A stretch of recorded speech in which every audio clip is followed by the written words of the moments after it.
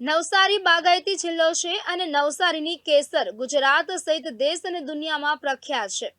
પરંતુ છેલ્લા થોડા વર્ષોથી વાતાવરણમાં ગરમીનું પ્રમાણ વધવાના કારણે ઋતુચક્ર પાછળ ઠેલાતું જાય છે, જેની સીધી અસર ખેતી પાકો ઉપર વર્તાઈ રહી છે.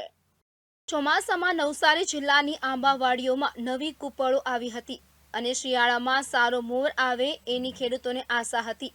પરંતુ નવેમ્બર મહિનામાં માવઠામાં મુશળધાર વરસાદ સાથે બરફના કરા પડ્યા અને બાદ ગાઢ ધુમ્મસ સાથે વહેલી સવારે ઝાકળ રહ્યું અને વાદળછાયા વાતાવરણના કારણે આંબા પર ચૂસ્યા પ્રકારની ઈયળ ડેંગાનો ઉપદ્રવ વધ્યો છે, જેથી આંબામાં સુકારાનો રોગ લાગી જતા હાલમાં જિલ્લાની મોટા ભાગની આંબાવાડીઓમાં આમ્ર મંજરી આવી નથી.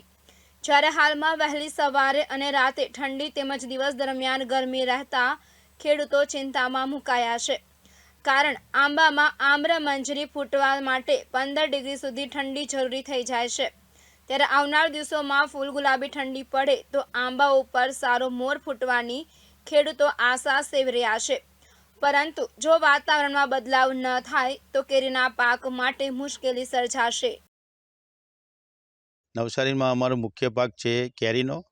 કેરીમાં આ વર્ષે થોડી માઠી અસર છે. આંબા હજુ ફૂટ્યા નથી અને વેધરના કારણે અનલેવલ વેધરના કારણે આંબા ફૂટતા નથી. જે નવેમ્બરમાં જે ભારે માવઠું થઈ ગયું એના કારણે જે ચોમાસામાં જે પીલવણી આવે એ પીલવણીમાં ઈયર પડવાથી એ પીલવણી મરી ગઈ. એ પીલવણી મરી એટલે જે મુખ્ય અત્યારે ફૂટની જે કળી હોય એ કળી અત્યારે છે નહીં. એના કારણે હજુ લેટ થશે અને ઠંડી જો પડશે અને ઠંડી પડતી નથી. ઠંડી પડવાથી આંબા ફૂટે, ઠંડી ના પડે તો પછી હજુ બી તકલીફ થશે અને આગળ જતાં વેધર સારું થઈ જાય તો આંબા સારા ફૂટશે અને કુદરતને જો સારું કરે તો સારું એમ. ને આંબા ફૂટે તો બધાને ફાયદો થાય, ખેડૂતને નુકસાન ના જાય. ઘણા વર્ષથી નુકસાન વેઠતા આવ્યા છે એમ. તો આ વર્ષે આ સારું જોકે ફૂટે એવી કન્ડિશનમાં છે આંબા તો, પણ ઠંડી પડવી જોઈએ. ઠંડી પડે તો સારું રહેશે એમ. નવસારી જિલ્લામાં ઘણી આંબાવાડીઓમાં આમ્ર મંજરી આવી છે તો મોટાભાગની આંબાવાડીઓમાં હજી મોર બેઠો જ નથી. ત્યારે નવસારી કૃષિ વિજ્ઞાન કેન્દ્રના નિષ્ણાંતો વાદળછાયા વાતાવરણમાં આંબાવાડીઓમાં રોગ અને જીવાત થવાની શક્યતાને જોતા ખેડૂતોને ભલામણ કરાયેલ દવાઓનો છંટકાવ કરવા સલાહ આપી રહ્યા છે કે જેની સાથે જ ફલિનીકરણની પ્રક્રિયા થાય અને નાની કેરી બેસવા માંડે ત્યારે પણ નોવેલ અથવા તો 13045 ખાતરનો ઉપયોગ કરીને જીવાતને દૂર રાખવાની ભલામણ કરી રહ્યા છે કે જેના થકી આંબા ઉપરથી ખરણ ઓછું થાય અને કેરીનું સારું ઉત્પાદન થઈ શકે. છેલ્લા કેટલાક સમયમાંથી આપણા વાતાવરણ હવામાનમાં પલટો જોઈ શકીએ છીએ. કોઈ જગ્યાએ માવઠું પણ જોવા મળ્યું છે.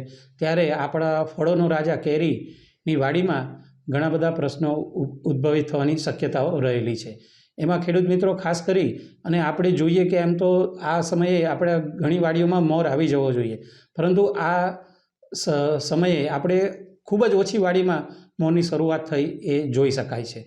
તો આ મોર એટલે કે ફૂલ આવવામાં વિલંબ થવો, સાથે સાથે ફૂલ આવ્યા પછી જ્યારે વાદળછાયું વાતાવરણ રહે એટલે ચૂસ્યા પ્રકારની જીવાત કે જે દેગા તરીકે આપણે ઓળખીએ છીએ એનો ઉપદ્રવ થવાની શક્યતા વધી જાય છે. તો એના નિયંત્રણ માટે પણ આપણે પગલાં લેવા ખૂબ જરૂરી છે. અન્યથા આપણો આખો આ જે ફૂલ આવે એટલે કે મોર છે એ કાળો પડવાની અને ખરી જવાની શક્યતાઓ રહેલી છે.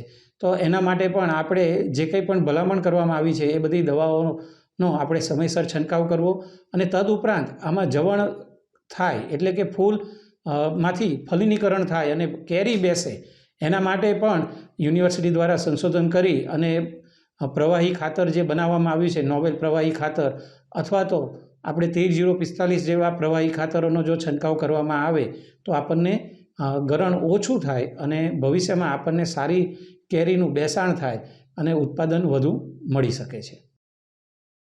કેમેરામેન મિનેશ ટેલર સાથે દીપક બારોટ, ગુજરાત ન્યૂઝ, નવસારી.